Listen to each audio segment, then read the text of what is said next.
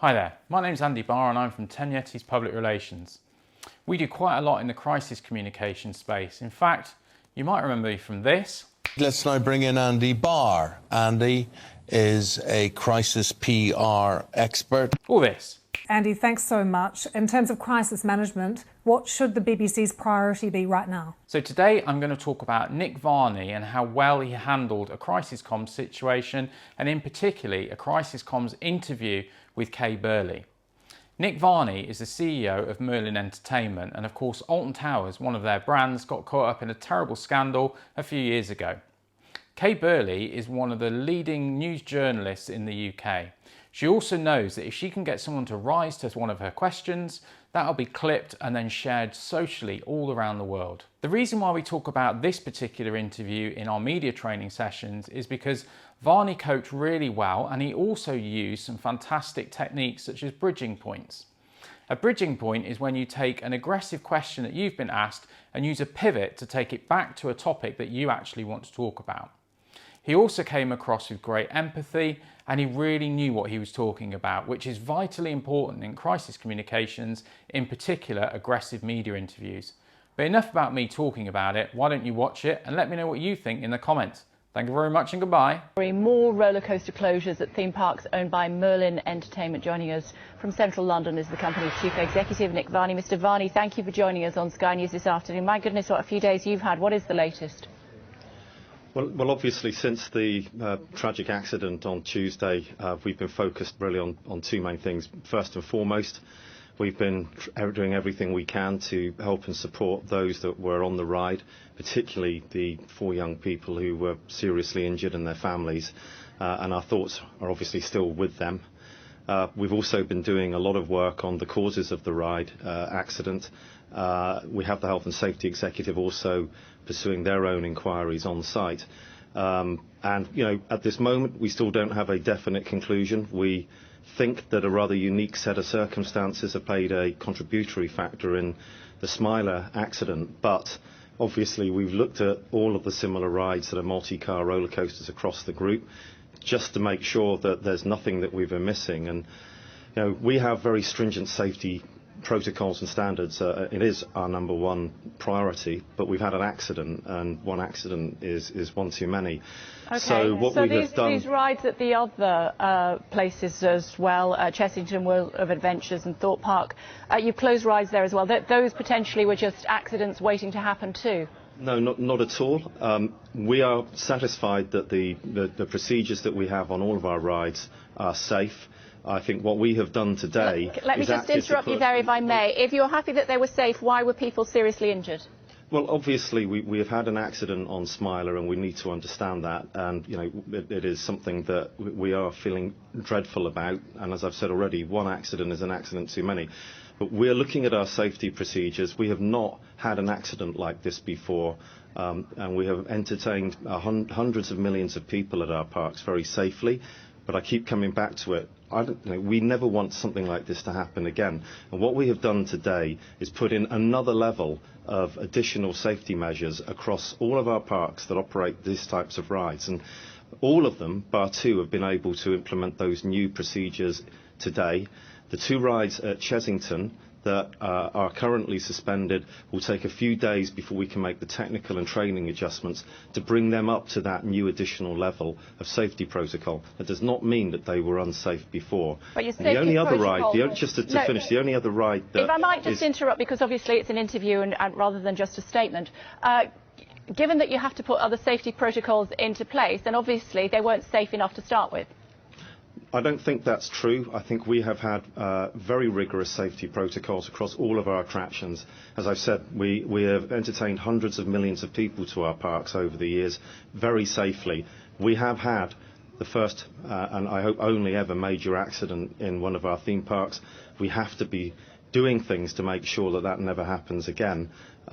It is just fundamental to what we do, and as I've said, we're just putting another layer on top of what were already very extensive safety protocols, and the news that is out there that we're shutting rides is a little bit overstated. Thorpe Park is shut because it's a similar ride to Smiler, and we think that's the right thing to do. Smiler is being dismantled as we speak, isn't it? There is work going on Smiler so that the Health and Safety Executive can examine those parts of the ride that they need to look at. And what does that involve? Well, I would imagine that they are looking at removing the cars from the track. Don't you know?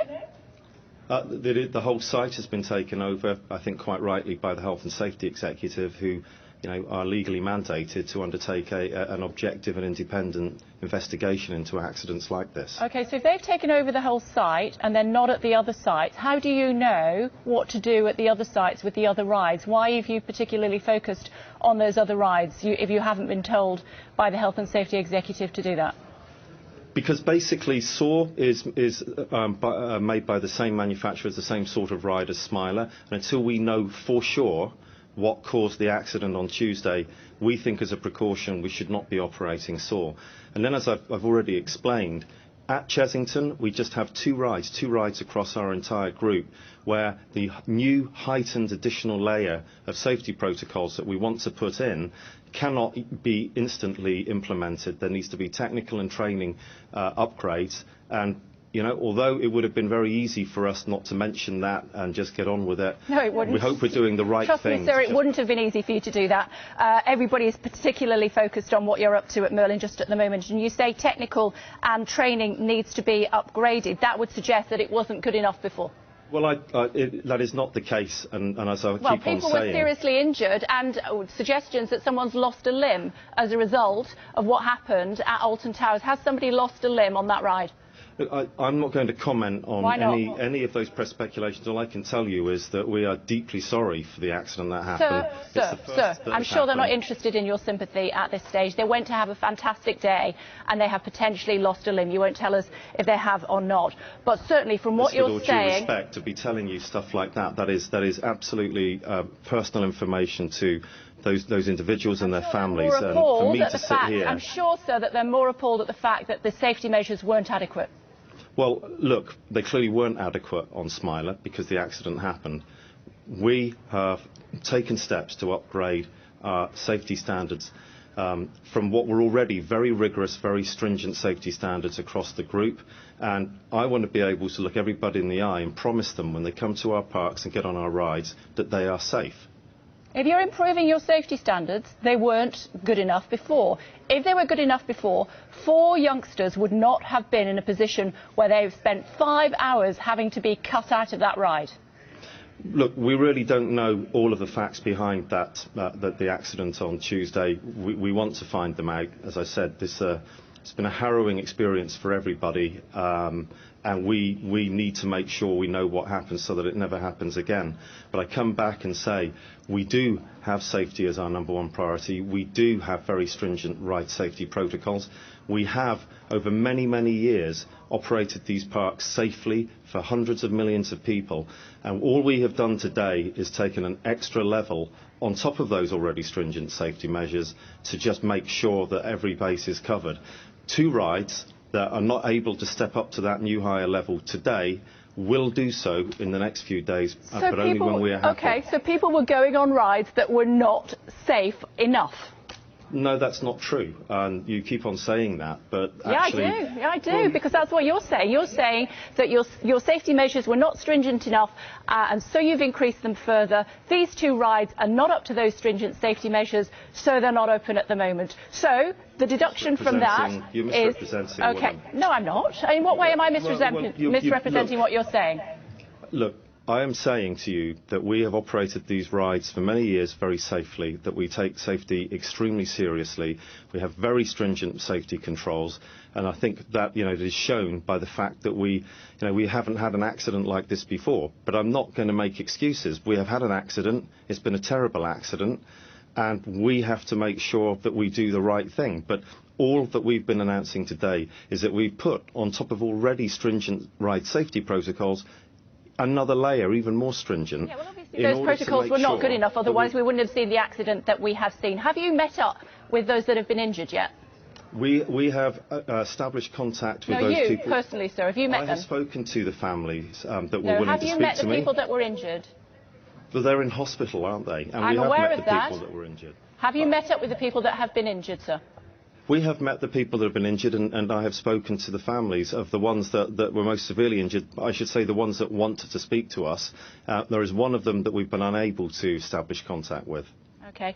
But just to clarify, you are saying that you are content with the safety measures that were in place previously, even though 4 people were seriously injured. Is that what you're saying? I'm saying that something went badly wrong on the Smiler on Tuesday, and we don't yet know all the reasons for it, but it is our responsibility. I'm not making any excuses. We need to understand what caused that. But when we look at our overall record and we look at our overall policies and procedures and safety mechanisms across our parks, which we've operated for many years, I think they are very stringent and I think they are top range. But what we've just tried to do today is put yet another layer on top of that.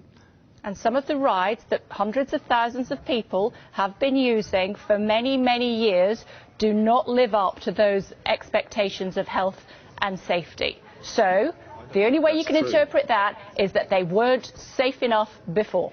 That's not true, as I keep on saying. And I keep making the point because you say that another level of safety has put in place because you don't think those rides were safe enough. Quite obviously, because people have been massively injured. You are putting words in my mouth that I haven't said, and, you know, this is a really serious issue.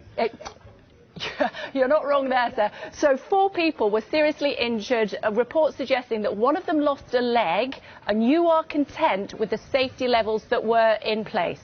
I'm not saying content is the word. I'm saying that we had very good, rigorous ride safety standards across these multi-car roller coasters. We have reviewed them, and what we have done is just put another layer in place on top of what were already very stringent standards.